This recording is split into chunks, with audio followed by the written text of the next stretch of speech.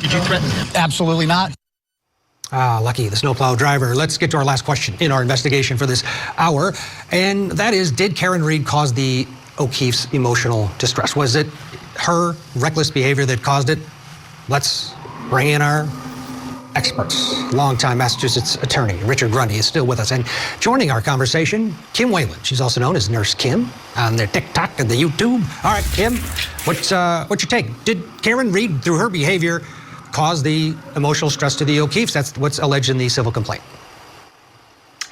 Yeah, unfortunately, I do not believe that Karen Read did cause the emotional distress and, negligent emotional distress to the O'Keeffe family.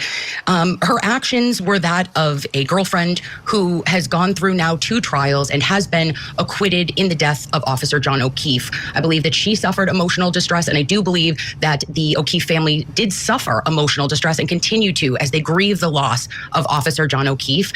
However, I do not believe she was responsible for that in any way, shape, or form due to the fact she was going through everything in real time in this tragic event, just the same as the O'Keeffe family were, and I do not believe she is responsible for their emotional distress in this matter. Richard, no matter what side you are on this, the O'Keeffe family went through the ringer. And did Karen Read, is she responsible? Yeah, so that's exactly it. There's no question that there was emotional distress here. You have to be a robot not to experience that in any of these people's situation. So the easiest way there is to focus on, if she, in fact, knowingly caused the death of John and then ventured out into this story. That would be the most direct proof that she is the proximate cause for their distress or a part of it. But again, a jury, as this is presently charged, a jury could find that she was drunk. She said to her father, which we know previously, I think I hit something, I don't know what it was. So she's not assured that she hit him. Perhaps she didn't hit him, but in a drunken tirade, whatever, she goes into this rampage where she decides she's going to defend herself before the accusations come down. And I think, again, if we see these 700 text messages from Turtle Boy, the content of those may change the tide, may make things look differently. But it doesn't, the jury's not going to have to find that she, in fact, hit him and caused his death to cause that emotional stress if there was an effort on her part to put something over on this family that she knew not to be true. Kim, if you believe that the O'Keeffes did suffer emotional stress and it wasn't Karen that caused it, who did?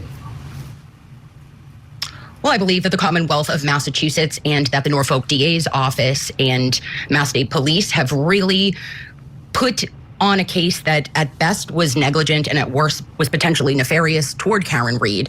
So if anyone is to blame, perhaps I would look at the agencies that prosecuted this case not once but twice, and in which they came up with not guilty verdicts, and that Karen Read has been acquitted of these charges. I know that the preponderance of evidence is different in a civil case, but I don't see how they get there.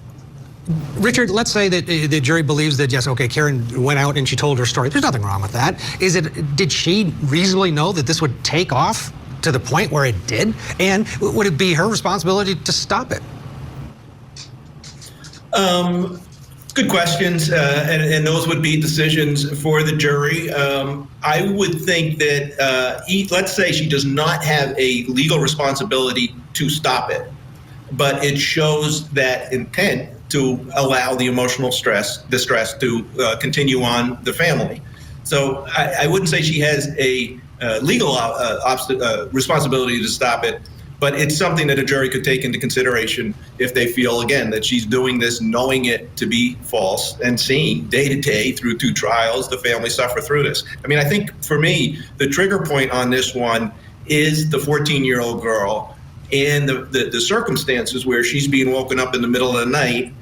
This is a girl who Karen Read knew lost both parents at an age where she comprehended that she had lost both parents, being told by a drunken woman in her room at 4 o'clock in the morning that her uncle, who had taken on the father figure, is now gone. That's some infliction of emotional distress if it's being done intentionally, carelessly, or recklessly. Yeah, and that will be up to, ultimately, if it gets that far, a jury.